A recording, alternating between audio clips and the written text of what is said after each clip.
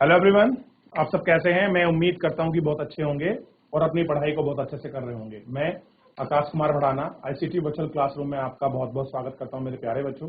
जैसा आपको पता है कि हमारी 9th क्लास है और 9th क्लास में हम लोग देख रहे हैं भारतीय अर्थव्यवस्था, और इसमें हम लोग बात कर रहे थे आपका भुखमरी की कि भारत में कैसे दूर करी जाए। तो हम इसके 5 प्रश्न उत्तरों को आपका देख चुके थे। आज हम लोग छठे प्रश्न की तरफ हम लोग अपना रुख कर रहे हैं और छठे क्वेश्चन को देखने की कोशिश भी हम लोग आज आपका इसके अंतर्गत हम लोग आपका बच्चों करेंगे। क्लियर है। आपदा, जब कोई आपदा आती है तो खाद्य आपूर्ति पर क्या प्रभाव पड़ता है। ठीक है, तो उस प्रभाव को हम लोग आज आपका दिखाएंगे। ठीक है, देखिए, जब कोई आपदा आती है तो किस प्रकार इन सब चीजों पर प्रभाव पड़ता है।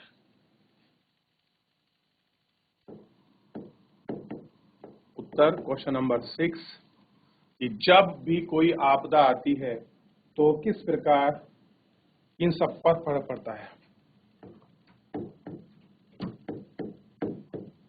प्राकृतिक आपदा आने से उत्पादन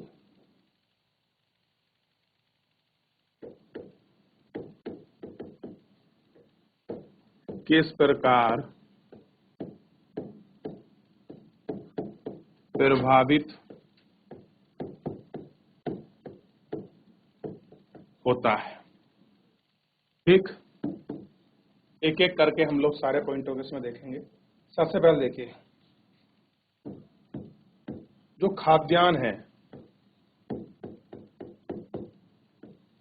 खाद्यान्नों के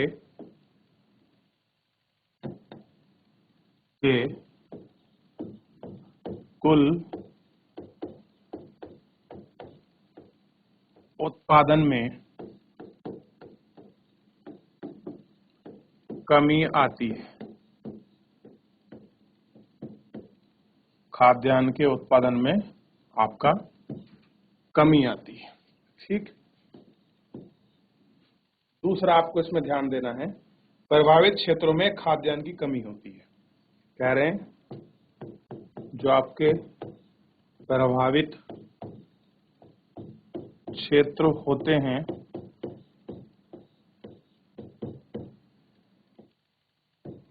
उनमें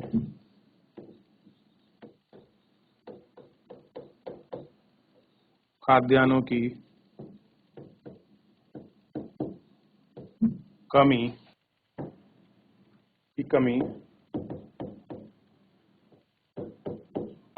आ जाती है।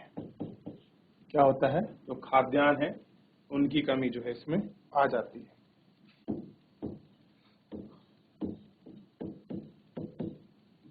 कीमतों में वृद्धि होने लगती है।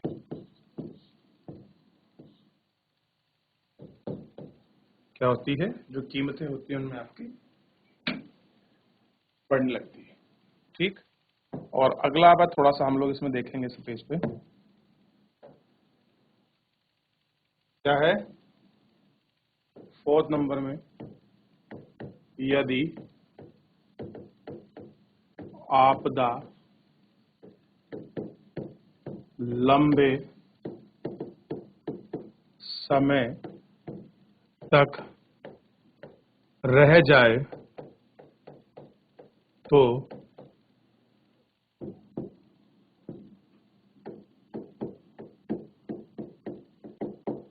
ऐसे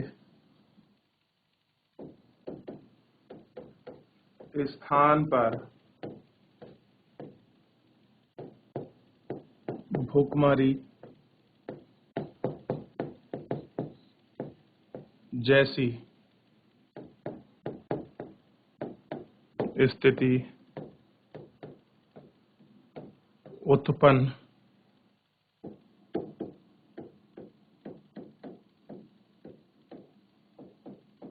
हो जाती है। ठीक, चलिए लिख लीजिए, फिर आगे बढ़ते हैं।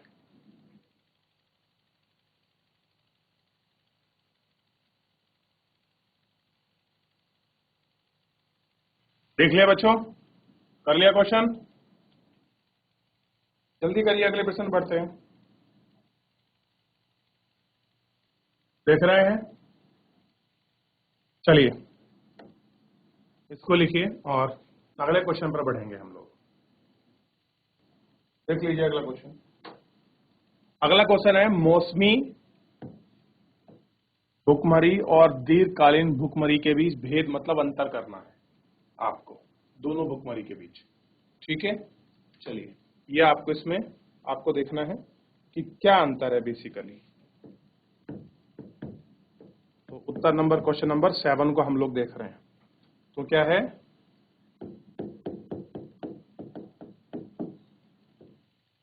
मौसमी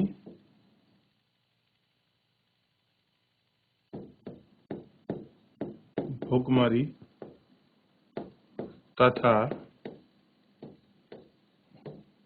दीर्घकालीन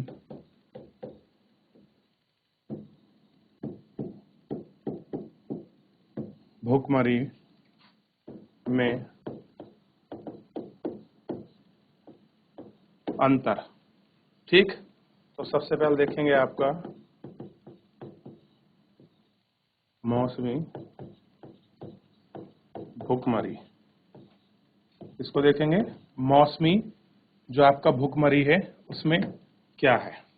ठीक, तो मौसमी भुखमरी में सबसे पहले आपको पता होना चाहिए मेरे प्यारे बच्चों, इसमें क्या आता है। यह है कृषि के उत्पादन में, देखिए यह है कृषि उत्पादन में आई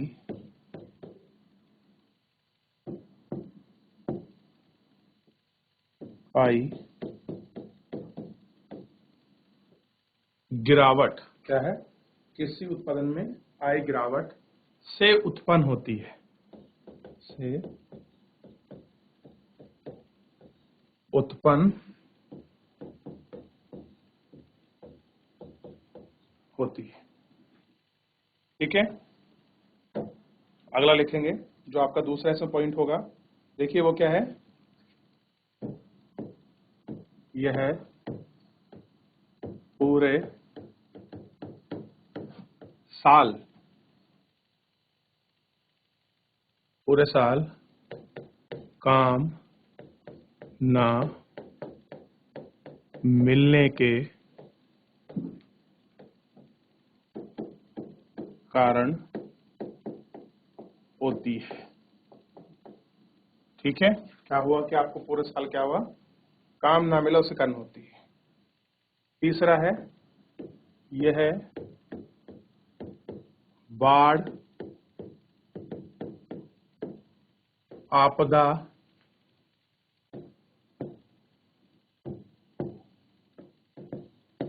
और सूखे के कारण उत्पन्न होती है।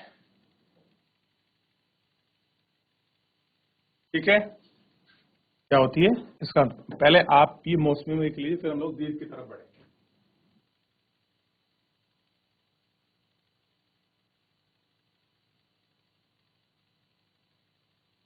लिखिए इसको, देख लिया, इसको कॉपी करिए। आप इतने कॉपी करेंगे इतना हम अगला लिख लेंगे, दीर्घकालीन भुखमरी।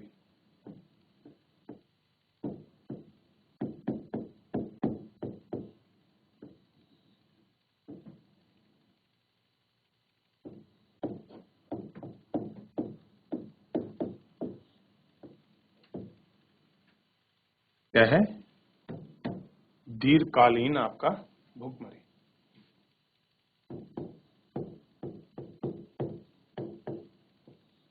हमेशा से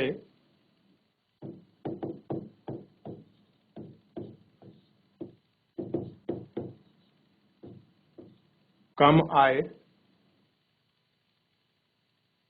हो तो, हमेशा से कम आय हो तो, हमेशा से कम आय हो तो भूखमरी लगातार बनी रहती है। भूखमरी लगातार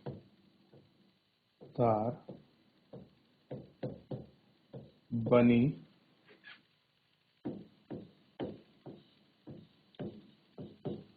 रहती है। दूसरा देखिए, वे खाद्यान्नों को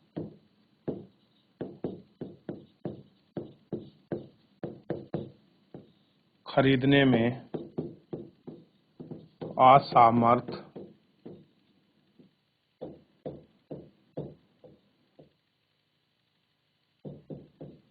रहते हैं। क्या करते हैं? खाद्यान्नों को आपका खरीदने में वो क्या रहते हैं? असमर्थ रहते हैं। ठीक है।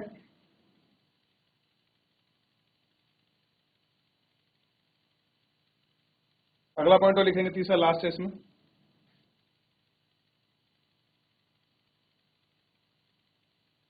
और तीसरा इसी में लिख लीजिए, ऐसी भूखमरी अपर्याप्त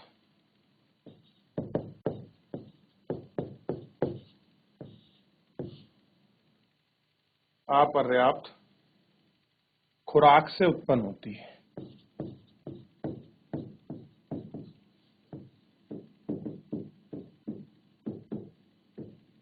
उत्पन्न होती है।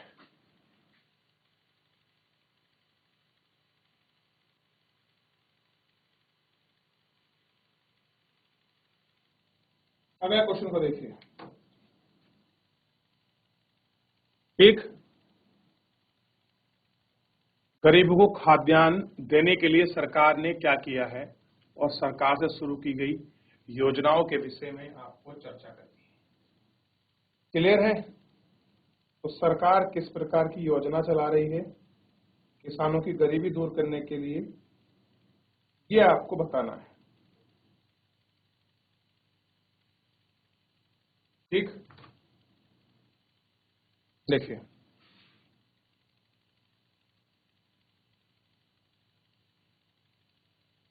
देखिए,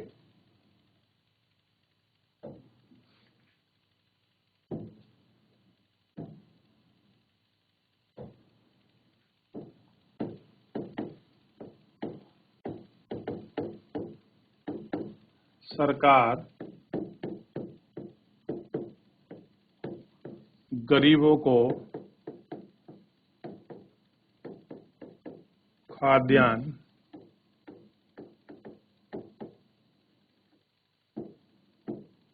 उपलब्ध कराने के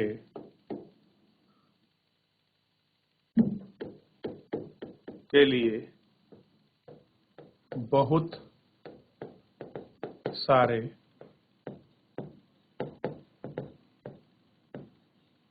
प्रयास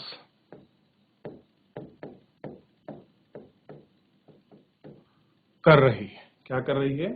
बहुत सारे आपके प्रयास जो है आपका कर रही है। ठीक, जिसमें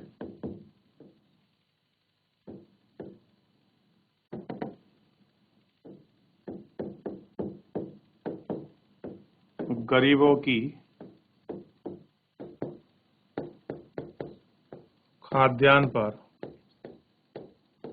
पहुंच हो सके,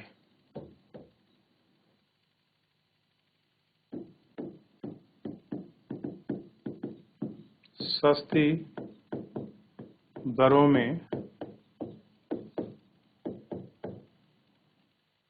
खाद्यान्न उपलब्ध हो सके। ठीक, सरकारी योजनाओं का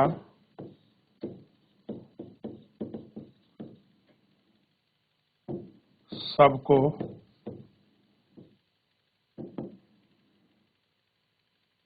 सबको लाभ प्राप्त हो। और हम बात करें आपका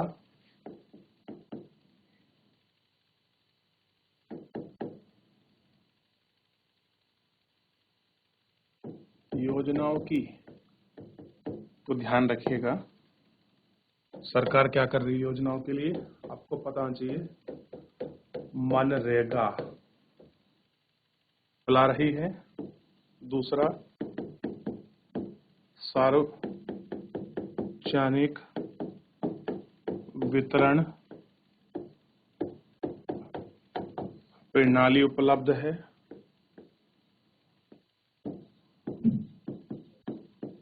काम के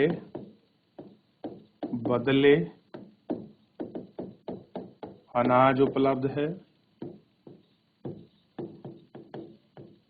राष्ट्रीय पोषण मिशन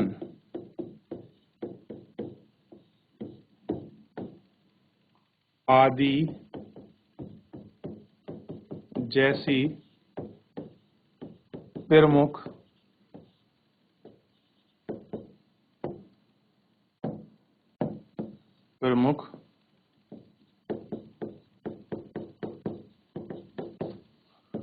योजनाओं का क्रियान्वयन किया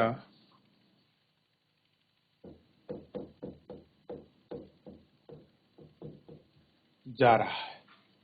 ठीक है, लिख लीजिए। वापस मैं कर देता हूं, आप इसको कॉपी कर लीजिए, फिर आगे बढ़ जाएंगे।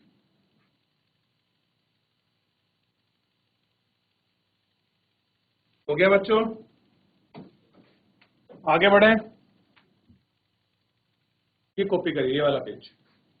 ठीक है, फिर हम लोग आगे बढ़ चलेंगे अगले क्वेश्चन की तरफ।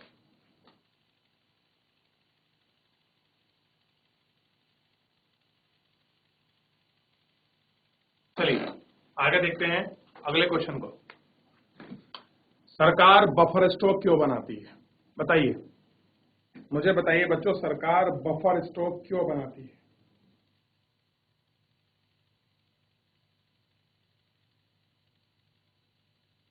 ठीक, बताइए क्यों बनाती है सरकार बफर स्टॉक? Question number 9। ध्यान दीजिए आप लोग।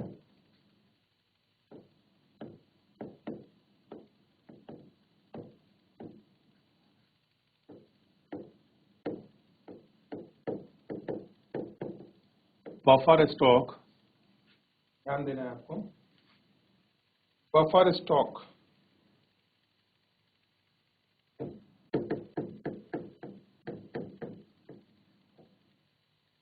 अनाजों का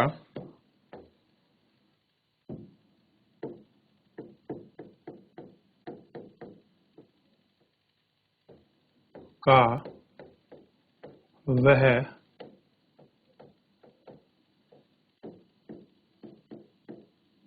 भंडारण है। क्या कह रहे हैं? बफर स्टॉक अनाजों का वह भंडारण है जिसका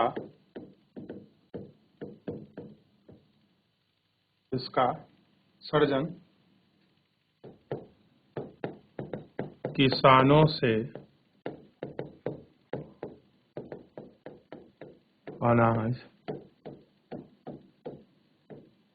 खरीद कर, क्या है? किसानों से अनाज खरीद कर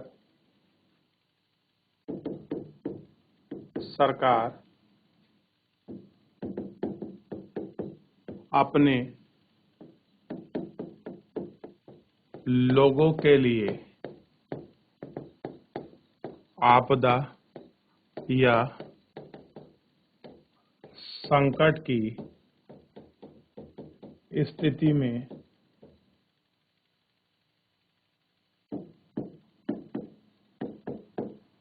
खाद्यान्न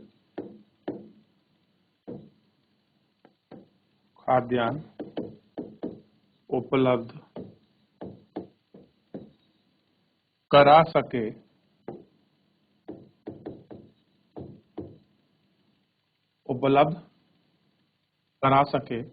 तथा लोगों को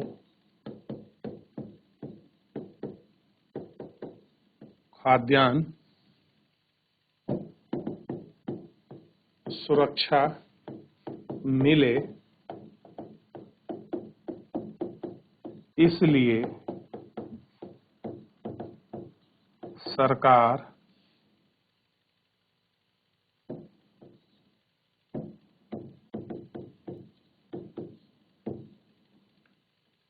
FCI के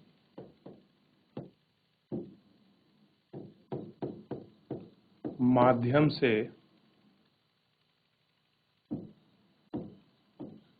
बफर स्टॉक बनाती है। लिखिए।